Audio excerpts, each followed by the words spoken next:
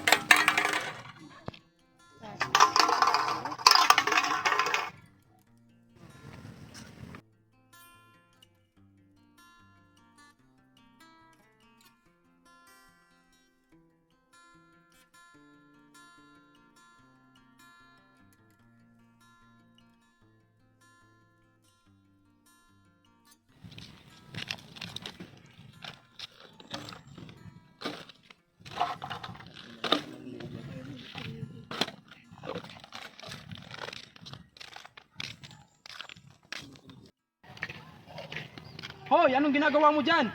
Gesto ko yan. Malungkot ka ba? Ano yung hawak mo?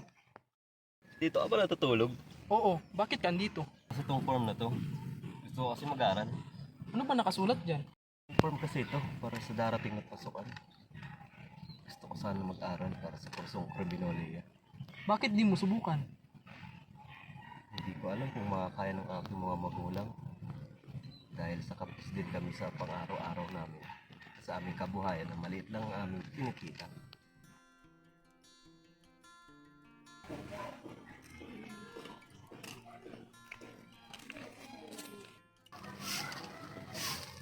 O anak, kamusta ang paghanap mo ng trabaho? Ano po, inay? Paumanhin, ngunit walang bakanteng trabaho din sa establishment ang aking napuntahan. Teka, nasaan bang itay? O ayun na pala ang itay mo. Ano po, itay? Ano po galing? Ito na, kumuha ng panggatong. Hindi na kasi yung bintahan ng pulot ngayon. Ano po? Sige na. Magkaasikaso na rin ako ito yan. Sa arawan ng tribo natin. Sige.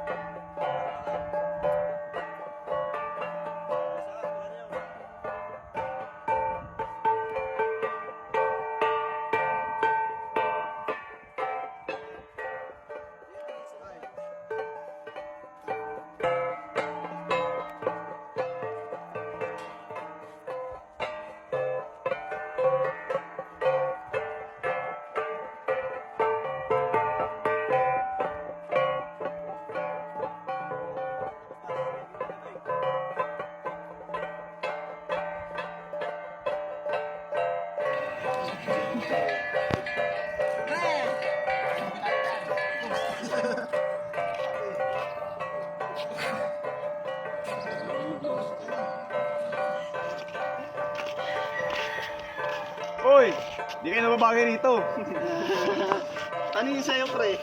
Ganito. Pre, mga wala namang kwenta mga to. Sila.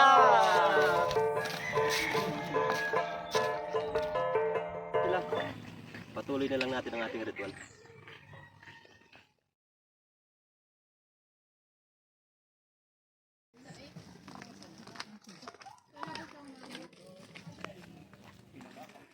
Kami po yung mga taga-munisipyo at nais lang po namin ipaabot na may bagong programa ang ating gobyerno. Tungkol po ito sa ating sining, magsasubmit lamang po ang gusto sumalis ng kanilang output, kagaya po ng poster making, tula, sayaw, kanta at iba pa po. Ng anak ko? Opo, lahat po pwede dito. Wala pong pinipili. Ano naman po ang makukuha ng anak namin dyan?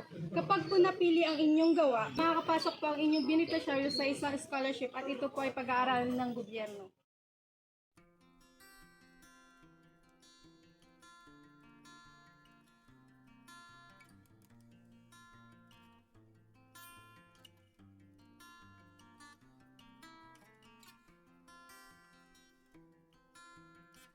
Magandang ideya yon. Magandang oportunidad.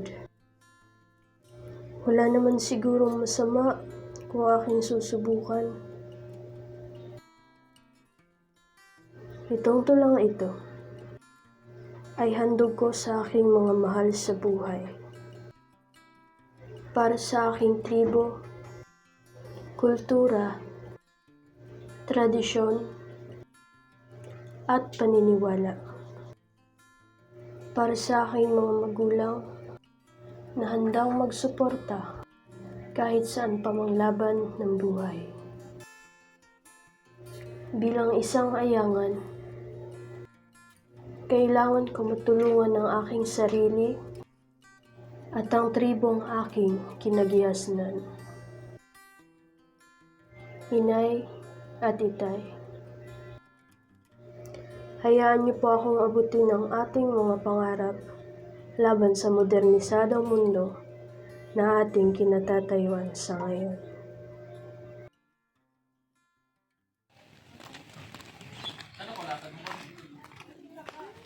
Magandang araw po. Dito po ba nakatira si Mr. Abraham? Opo, ako po yun. Pinapatawag po kasi kayo sa office ng ating mahal na Mayor Zion. Nais ka niya pong makausap. Maraming pong salamat sa inyong balita. Gandang umaga, Mayor. Papunta na sana ako sa inyong opisina. Di na magabala dahil nagpunta ako rito mismo para ihatid ang balitang ikaw ang napili ng gobyerno na gagawing scholar dahil napakaganda ng tula na iyong ginawa. Maraming salamat, Mayor. Ikinagagalak ko. Wala ba ng balita na akong yun napili. O ito, permahan mo upang ikay makapag-aral sa iyong nais na kurso.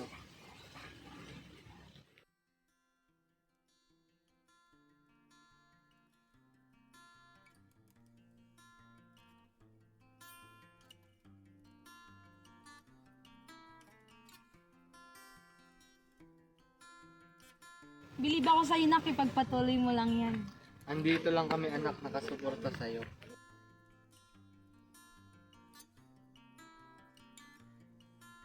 Sa ito, Nay. Tay, maraming salamat sa inyo.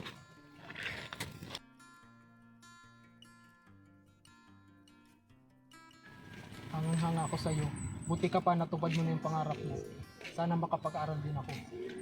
Maraming salamat. Huwag ka lang sumako sa pangarap mo.